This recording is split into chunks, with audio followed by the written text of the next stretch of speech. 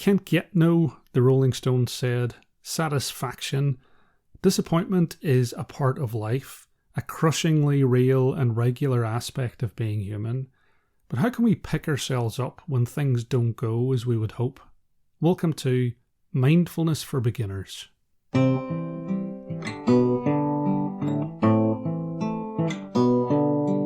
Hello my friend, I hope you're happy, hope you're peaceful. It's your old pal Sean, and if you're enjoying the podcast, then I would invite you to become a supporter of the show on Patreon.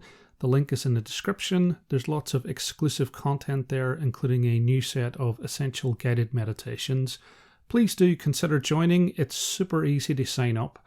You can also join the Facebook group, which is linked in the description, and join our Sangha of listeners. There's 700 other people you can discuss the podcast with, share how your practice is going, or you can ask me a question. I'll see you on there.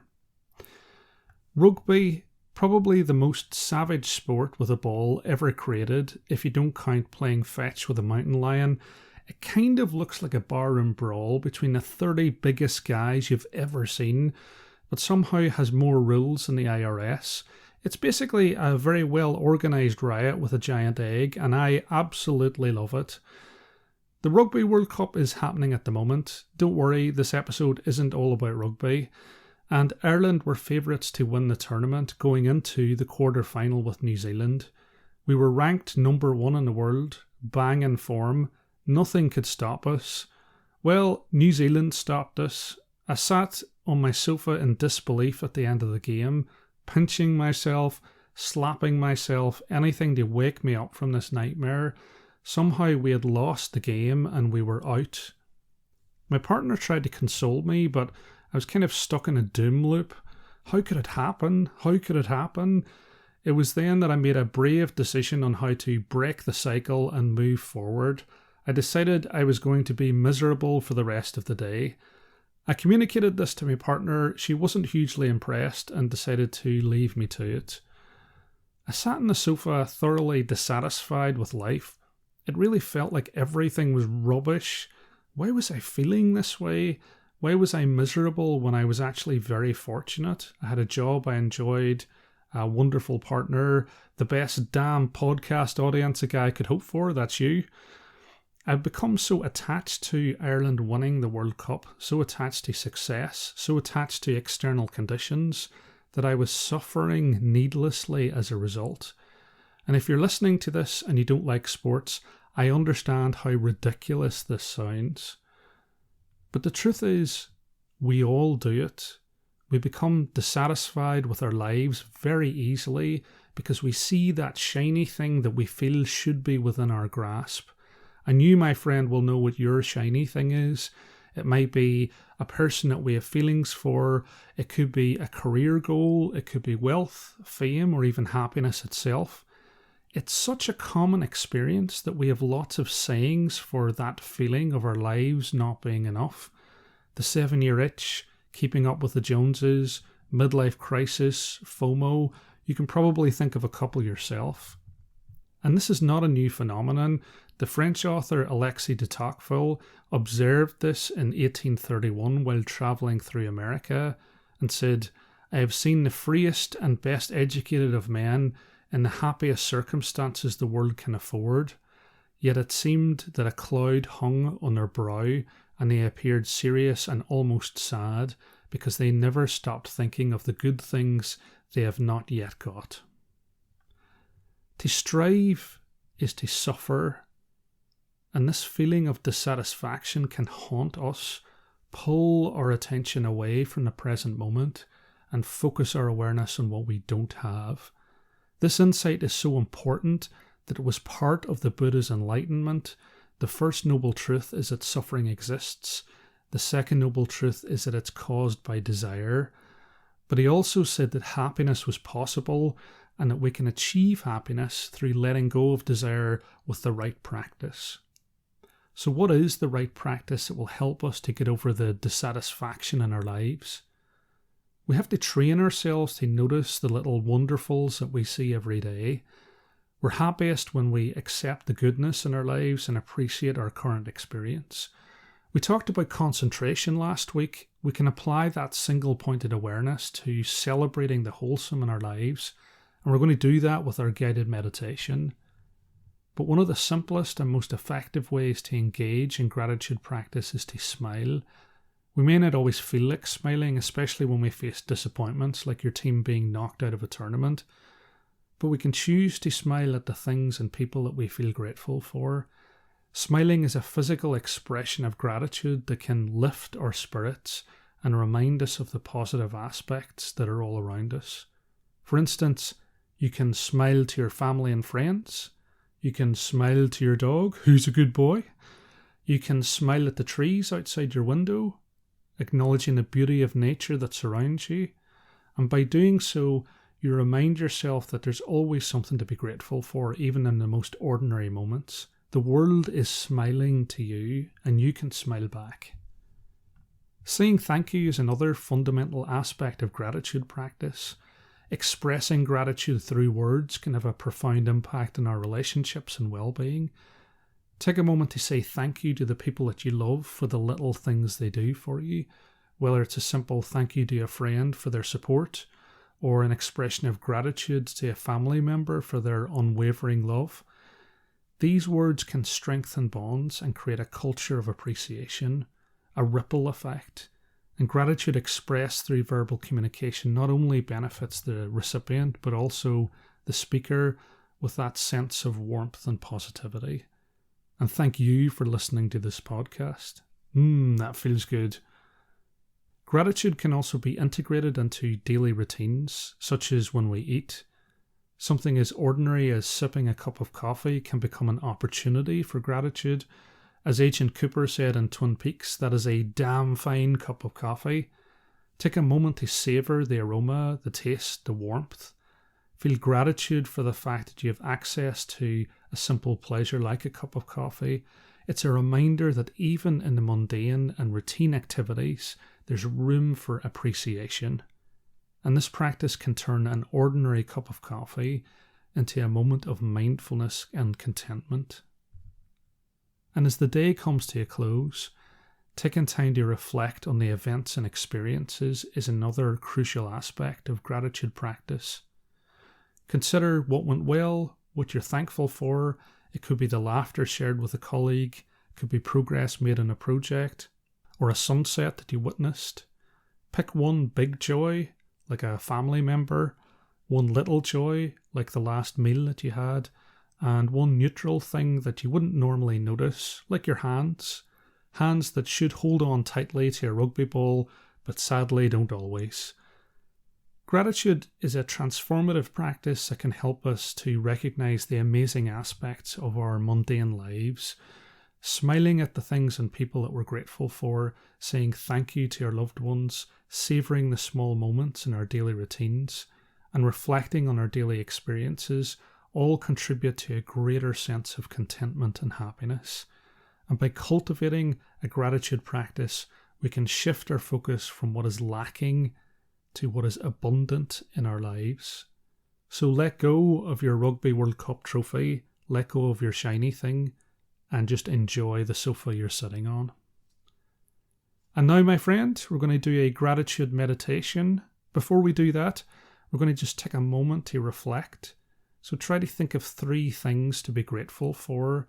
So one big joy, like the people you love. One small joy, like maybe what you had for breakfast. And one normal, everyday, mundane thing, like the rain on the window or an object that's sitting near you. I'm going to start with 3 sounds of the bell and the usual settling in introduction.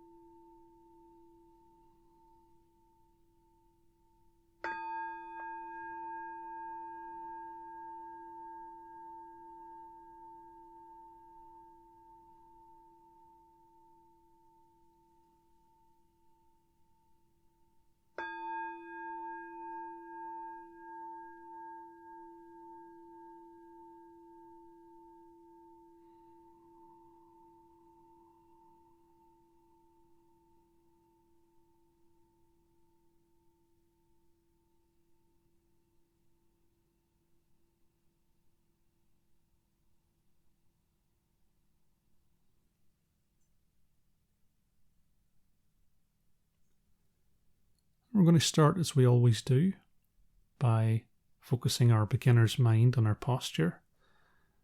And I would invite you to imagine that you have a thread attached to the crown of your head, and it's gently pulling you upwards into an upright position, your spine like a stack of coins, your heart raised upwards and outwards, your hands comfortably in your lap, and just allowing a gentle smile to emerge in your face as we enjoy the stability of our posture.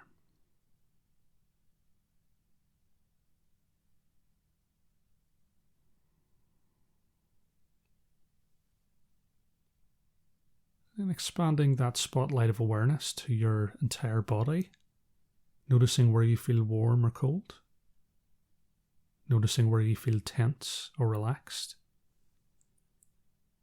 becoming aware of the sensations of the clothes against your skin, and the points of contact between your body and the chair and the floor.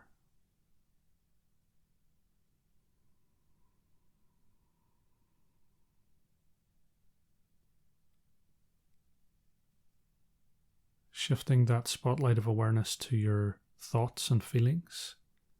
And as we go through the guided meditation, taking a moment to notice each thought as it arises, and that might be an anxious thought about tomorrow.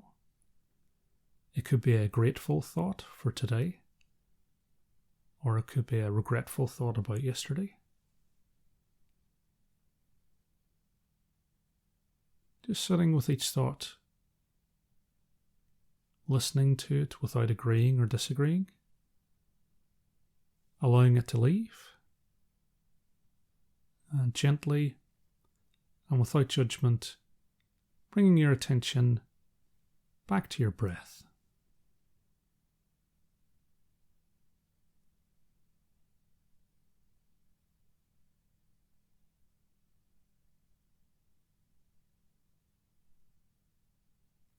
And finally, focusing your awareness on the breath, noticing that column of air between your nose and your diaphragm.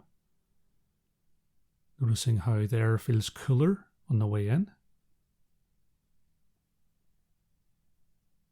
warmer on the way out.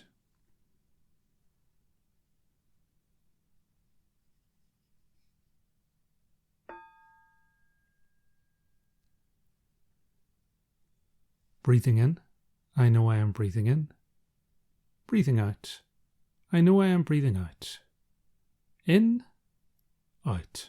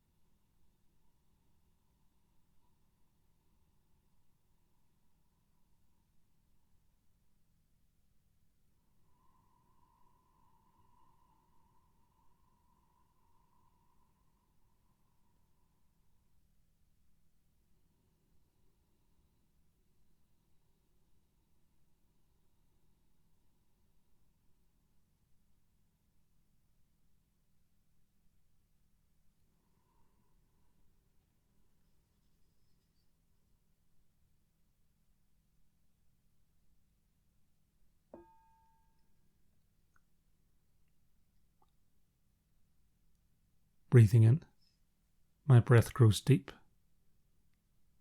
Breathing out, my breath goes slow.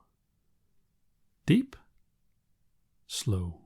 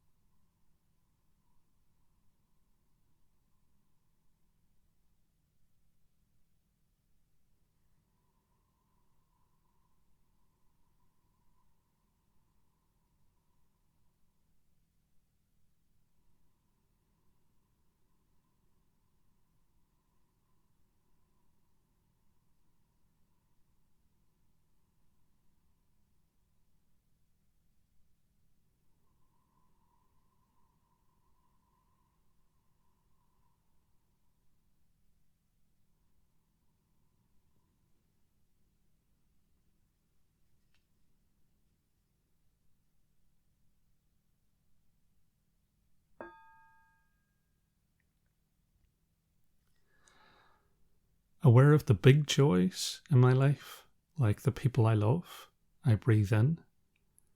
Feeling gratitude for the people I love, I breathe out. Big joys, feeling gratitude.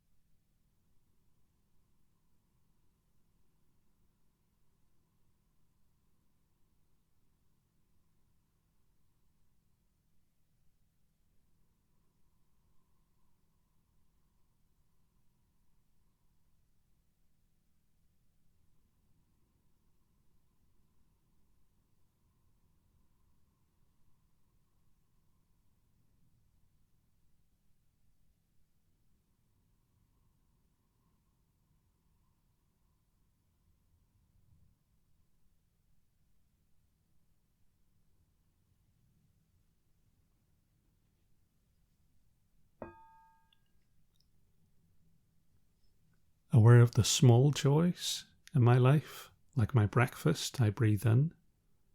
Feeling gratitude for my breakfast, I breathe out. Small joys, feeling gratitude.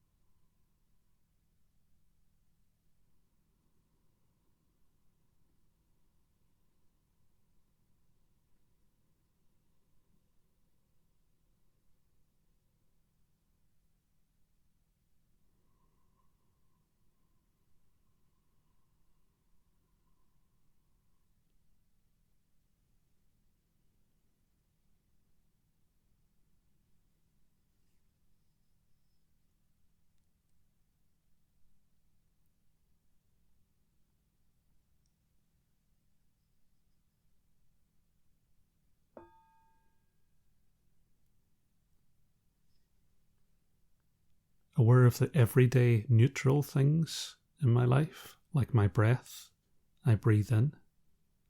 Feeling gratitude for my breath, I breathe out. Everyday neutral, feeling gratitude.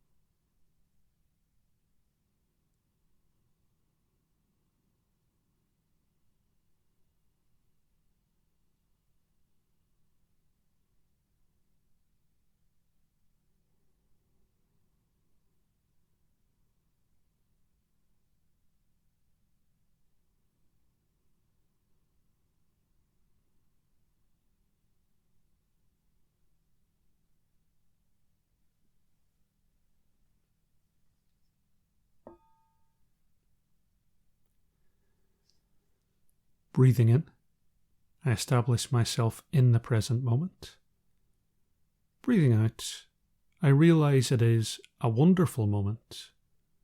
Present moment, wonderful moment.